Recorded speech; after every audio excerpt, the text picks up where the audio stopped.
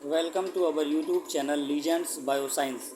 हमारा आज का चैप्टर है मानव जनन तथा आज का हमारा टॉपिक है सगर्भता तथा भ्रूणीय परिवर्तन।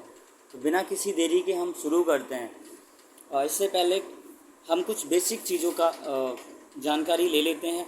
हम जानते हैं कि मानव एक लैंगिक जनन करने वाला प्राणी है और लैंगिक जनन के लिए दो युग्मकों की आवश्यकता होती है, एक नर युग्मक तथा एक मादा युग्मक।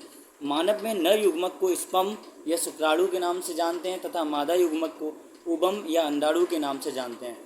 ध्यान रखिए, ये दोनों अगुणित कोशिकाएं होती हैं, अर्थात इन कोशिकाओं में गुणसूत्रों की संख्या आधी होती है। यह दोनों कोशिका जब मिलती हैं तो निषेचन की क्रिया के द्वारा एक द्विगुणित कोशिका का निर्माण करती हैं, जिसको हम जाइगोट या युग्मनज के रूप में जानते हैं। यह युग्मनज फर्दर डिवाइड होता रहता है और विदलन विभाजन के द्वारा 2 कोशिका, 4 कोशिका, 8 कोशिका और तत्पश्चात 16 कोशिकाओं में परिवर्तित हो जाता है। इस परिवर्तित जाइगोट को हम मॉर्यूला कहते हैं और मॉर्यूला का निर्माण जो होता है निषेचन की क्रिया के 4 या 5 दिन के बाद होता है। यह एक सहतूत के आकार की संरचना होती है और यह आगे विभाजन के दौरान विभाजित होते एक संरचना का निर्माण करती है, जिसको हम ब्लास्टोसिस्ट या कोरकपुटी के नाम से जानते हैं। यह ब्लास्टोसिस्ट ही हमारे काम का है। ब्लास्टोसिस्ट या कोरकपुटी की जो बाहरी कोशिकाएं होती हैं उनको हम आउटर लेयर ऑफ सेल्स जो होता है उनको हम ट्रोफोब्लास्ट के नाम से जानते हैं, ट्रोफोब्लास्ट। और जो आंतरिक कोशिकाएं होती हैं उन आंतरिक कोशिकाओं को हम एम्ब्रियोब्लास्ट के नाम से जानते हैं। यह एम्ब्रियोब्लास्ट जो कोशिकाएं होती हैं यही गर्भ का निर्माण करती हैं, अर्थात जो नवजात शिशु का जन्म होगा वह एम्ब्रियोब्लास्ट के द्वारा होगा। और ट्रोफोब्लास्ट जो होता है वो एम्ब्रियोब्लास्ट के चारों ओर रहकर जो भ्रूण बनेगा गर्भ के अंदर, उस भ्रूण का बाहरी स्तर या बाहरी आवरण को तैयार करती हैं। तो यह कोरकपुटी का ध्यान रखिएगा। कोरकपुटी आउटर लेयर ऑफ जाइगोट बोल सकते हैं हम इसको, और आंतरिक कोशिकाएं जो हैं उनको एम्ब्रियोब्लास्ट या एम्ब्रियो सेल या भ्रूणीय कोशिकाओं के नाम से जाना जाता है। तो हम जानते हैं कि स्त्री के गर्भाशय में निषेचित अंडा जो है, जिसको हम फर्टिलाइज एग या फिर जाइगोट के नाम से जानते हैं, वो 2 माह तक होने वाले विकास को, यानी कि जो जाइगोट में 2 माह तक विकास होगा उसको भ्रूण काल कहेंगे। उस काल को, इस काल में विकसित हो रहे युग्मनज को भ्रूण कहा जाता है। तत्पश्चात अगर हम देखते हैं तो 2 माह के विकास के बाद जो गर्भकाल होता है, यानी कि उसको हम गर्भकाल कहेंगे। 2 माह तक तो हम उसको भ्रूण काल कहेंगे क्योंकि वह भ्रूण है। उसके बाद वह भ्रूण गर्भ के रूप में परिवर्तित हो जाता है, तब हम उसको फीटल पीरियड या फिर गर्भकाल के नाम से जानते हैं। उसके बाद में भ्रूण के अंतारोपण के बाद लगभग हम देखें तो एक एनसीईआरटी हमको एक डायग्राम प्रोवाइड कराती है। इस डायग्राम को अगर हम देखें तो अंडाणु का अभिगमन है, निषेचन की क्रिया अंडवाहिनी में होती है, तत्पश्चात विदलन विभाजन होते होते यह कोशिका जो है वो नीचे की तरफ गर्भाशय में आने लगता है और गर्भाशय में आने के बाद में रोपण की क्रिया के द्वारा 7 से 8वें दिन रोपण हो जाता है, अर्थात उस द्विगुणित कोशिका का गर्भाशय की आंतरिक दीवार में स्थित हो जाना रोपण कहलाता है। तो रोपण की क्रिया के बाद भ्रूण जो होता है वो पोषक कोरक जो होते हैं ट्रोफोब्लास्ट, वह भ्रूण की दीवार के साथ में, यानी कि आउटर लेयर ऑफ जाइगोट जो होता है वो भ्रूण की दीवारों के साथ में पोषक कोरकों से, जिसको हम जरायु अंकुरण बोलेंगे, कोरियोनिक विलाई, वो कुछ इस तरह से जुड़ जाते हैं, जिससे क्या होता है कि गर्भ सुनिश्चित हो जाता है। यह जरायु अंकुरज माता के गर्भाशयी ऊतकों के साथ जुड़ते हैं। गर्भाशयी ऊतक और जरायु अंकुरज आपस में जुड़कर परिवर्तनशील अर्थात विकसित भ्रूण और मातृ शरीर के साथ एक संरचनात्मक एवं क्रियात्मक इकाई का निर्माण करते हैं। वह इकाई जो होती है उसको हम अपरा बोलते हैं, अपरा प्लेसेंटा को कहा जाता है। यही अपरा माँ और गर्भ के बीच में संबंध स्थापित करने का कार्य करती है। अपरा भ्रूण को ऑक्सीजन प्रदान करती है तथा कार्बन डाइऑक्साइड का अवशोषण करती है एवं पोषण प्रदान करती है। यह सब क्रिया जो होती है गर्भ के अंतर्गत चलती है और उसके साथ साथ गर्भ के द्वारा उत्सर्जित पदार्थ होते हैं वह भी अपरा के माध्यम से माता के शरीर के द्वारा बाहर प्रवेश करते हैं। अपरा अंतःस्रावी ऊतकों का भी कार्य करती है। अंतःस्रावी मतलब एंडोक्राइन सिस्टम के रूप में भी एक काम करता है और अनेक हार्मोन जैसे मानव जरायु गोनेडोट्रोपिन, जिसको हम ह्यूमन कोरियोनिक गोनेडोट्रोपिन हार्मोन कहते हैं, तथा एस्ट्रोजन एंड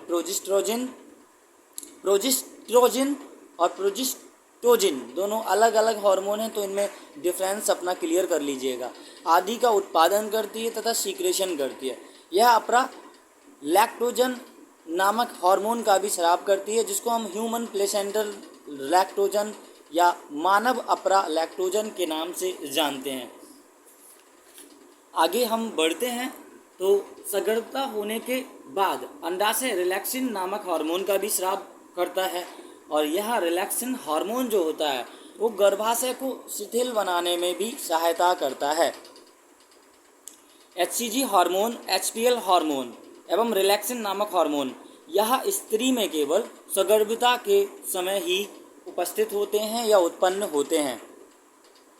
इन सभी हार्मोन के अलावा कुछ दूसरे हार्मोन जैसे estrogen, progesterone, cortisol, prolactin, thyroxine इत्यादि की मात्रा सगर्भता के दौरान बढ़ जाती है, क्योंकि इनकी आवश्यकता भ्रूण की वृद्धि, सगर्भता को बनाए रखने तथा माता की उपापचयी क्रियाओं मेटाबॉलिक रिएक्शंस में महत्वपूर्ण भूमिका निभाते हैं।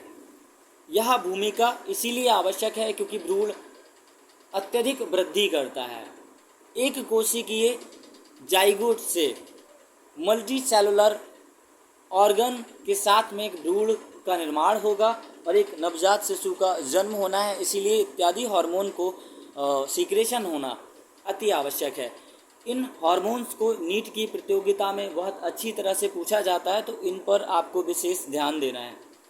इसके अलावा अपरा के और क्या कार्य होते हैं तो हम जान चुके हैं कि पोषण होता है, न्यूट्रिशन प्रोवाइड करना गर्भ को माता के द्वारा, श्वसन की क्रिया तथा उत्सर्जन एवं प्रतिरक्षा प्रदान करना, क्योंकि माता के शरीर से एंटीबॉडीज जो होता है वो नवजात शिशु के अंतर्गत आता है जो कि उसको प्रतिजन एंटीजन से रक्षा करता है, और हार्मोन का स्राव इत्यादि। इसके साथ साथ अगर हम देखते हैं तो अंतःरोपण के तुरंत बाद इट मीन निषेचन के 7 से 8वें दिन के बाद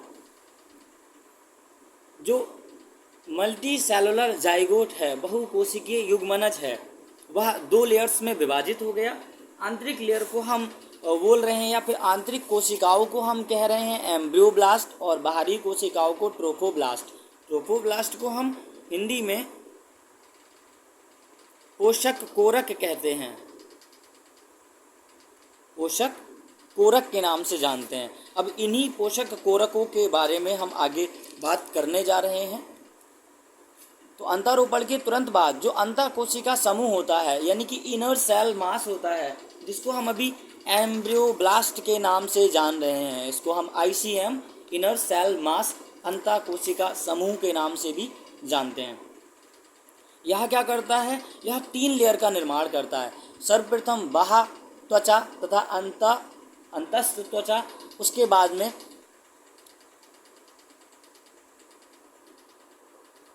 मध्य जनन स्तर। यह तीनों स्तर मध्य जनन स्तर बीच में स्थित होता है, बाह्य त्वचा बाहरी तरफ, और सबसे बाहर की तरफ जो स्थित होता है वह होता है ट्रोफोब्लास्ट।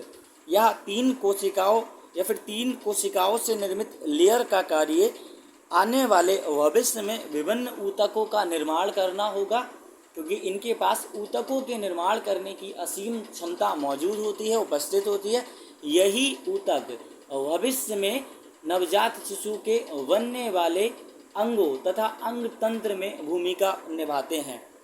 तो ध्यान रखना है कि शिशु का जो निर्माण हो रहा है वह एम्ब्रियोब्लास्ट या इनर सेल मास से हो रहा है, जो कि 3 लेयर में विभाजित होकर आगे की तरफ बढ़ता है और भविष्य में ढेर सारे अंगों का निर्माण करता है। अब कुछ इम्पोर्टेंट फैक्ट समझ लेते हैं हम इस पूरे टॉपिक के।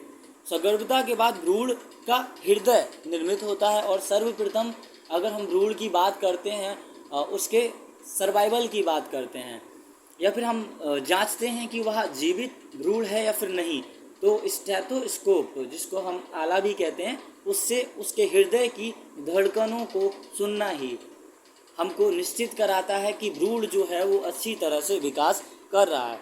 दूसरे माह के अंत तक पैर तथा उंगलियों का निर्माण होने लगता है, तथा 12वें सप्ताह के लगभग, यह निषेचन के बाद की तिथि है, निषेचन के 12वें सप्ताह के अंत तक सभी प्रमुख अंग तंत्रों की रचना हो जाती है।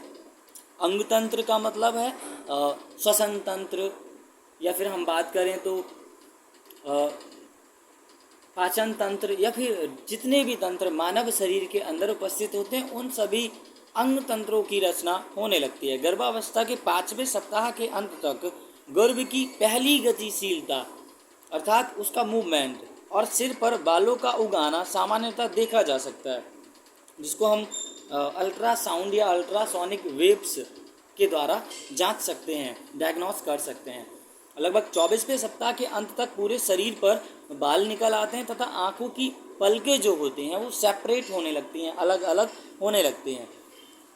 उसके बाद में गर्भावस्था के 9वें माह के अंत तक गर्भ पूर्ण रूप से विकसित हो जाता है, और इस पूर्ण रूप से विकसित गर्भ को हम नवजात शिशु कहते हैं।